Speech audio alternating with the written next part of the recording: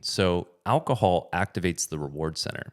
And the reward center is a deeply primal, deeply biological system in your brain that is tied to our evolution and is tied to survival.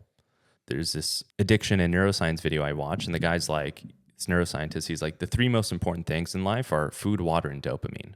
So when you drink alcohol, it floods your brain with dopamine, and dopamine's a neurotransmitter that is incredibly sensitive and is tied to reward, pleasure, motivation, and euphoria. The reason we are here and we've made it this far in our evolution is because of dopamine.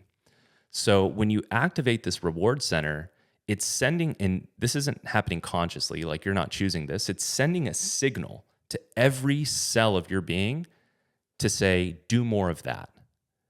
It's like the jackpot's going off because dopamine gets released when we have sex and when we eat food and we acquire resources or we make forward progress towards something meaningful. That it, again, everything just goes back to like survival and evolution. So it's very counterintuitive because when you drink alcohol, it is like the jackpot going off in your brain. It increases dopamine 3 to 4x above baseline. We're not, and I'll kind of break down the neuroscience so you can get an understanding. So on average, we have about 50 nanograms per deciliter of dopamine floating in our brain, average person. If you get fired from your job or life throws a major curveball at you that absolutely blows, like that's going to drop your dopamine down to 40.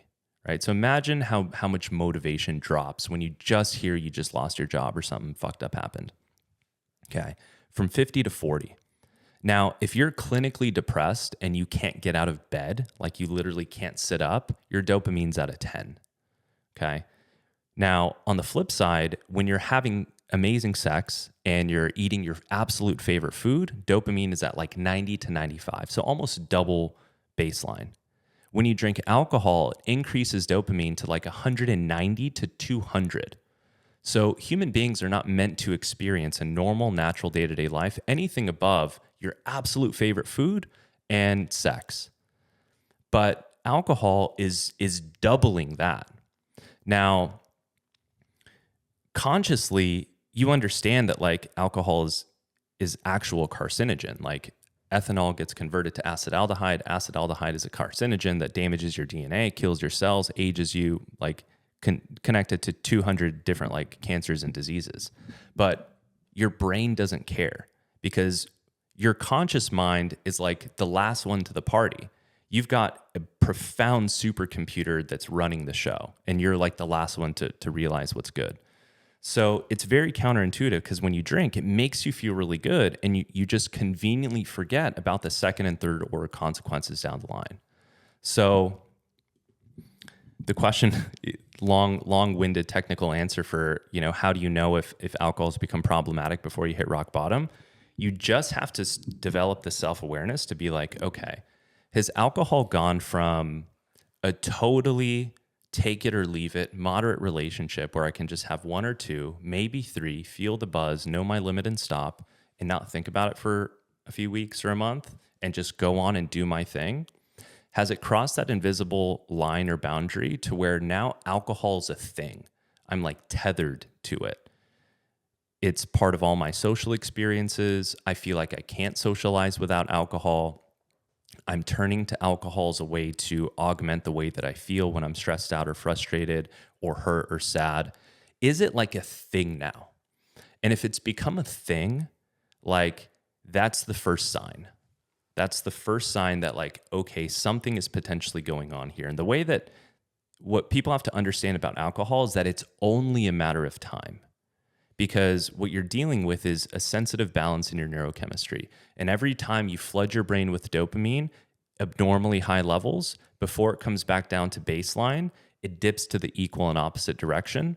And because you're pumping your brain through an exogenous substance outside of you, flooding your brain with dopamine, your natural dopamine set point is going to lower. So if you normally sit at 50, a year of drinking consistently 3 days a week, 4 days a week, whatever, you're going to go down to 48. And then 45. And by the time you're 30, 35, if this has been your life, your natural dopamine set point's going to be, I don't know if these are the real numbers, but let's say for thought experiment, like 30. And so now life is going to be just a little bit more dull. like social experiences and having fun and going on hikes and trying to be motivated and just to take care of shit that you have to take care of is going to require more effort. And the things that are important to you are going to slowly but surely start to take a back seat. And unless it involves alcohol, you don't really want to do it. And the alcohol starts to become more and more and more part of your life. And so if you're noticing that, that's where you really want to being like super honest with yourself and say, okay, let me play the tape forward. What's the trajectory here? If I can assume that this is only going to get worse, because it will, it's progressive, right? You're dealing with a substance where there's hundreds of millions of gallons on the shelves. So you can't win against the alcohol. You can't outdrink your pain. You can't outdrink your stress. Every time you drink, it's damaging you. It's damaging the sensitive balance of your neurochemistry, and it's making you more dependent on it. And if you die, and if you get cirrhosis of the liver, or if you damage your relationships, or if you lose your job, or if you waste the most precious years of your life in your 20s and 30s when you're supposed to, let's say, be building and like, enjoying your whatever it might be, to alcohol, the companies don't care. If you get into a car accident, if your wife leaves you, if your kids, they don't care. They don't know. They don't care. And so you have to reflect and be like, what am I doing here? Why do I feel like I need alcohol? Why am I running to it? Why do I feel like I need to do this? And that typically, for a lot of people, is one of the first major points of like existential self-reflection, because then it's like you have to examine, why am I here on planet Earth? What's my mission? What's my purpose? How do I want to live out my remaining years? What type of impact do I want to make? What type of career field do I want to have? You would think that alcohol is unrelated, but it's completely related, because we only have a limited amount of time. And if you're spending 20 to 30% of your time throughout the week, on the weekends, on Friday to Sunday, drinking, when this is supposed to be the time potentially reinvested back into yourself so that you can evolve and grow, but you're numbing out, and then you're spending the other 70% like not super excited, recovering from that poison, like just play the tape forward. You're not going to be able to evolve into the person that you're capable of being. And that's what alcohol represents. Like, in a broader scale, when you wake up to see it for what it is it is the thing humans use to procrastinate against addressing the root cause of the thing that's driving them to drink. Alcohol is and I say it in my podcast, and this might sound extreme, but it's a suicidal form of procrastination. Because there's a reason you're drinking, there's a problem. And if you're not addressing the problem, you're procrastinating against your own mental, emotional, and spiritual evolution.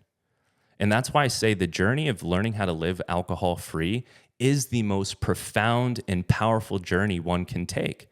Because when you no longer have an out, when you no longer have a reason to say, oh, well, I was hungover, oh, I was drunk, you are forced to confront who and what you are as a human being. And committing to that process, you can't imagine what's available to you on the other side when you do it the right way long enough.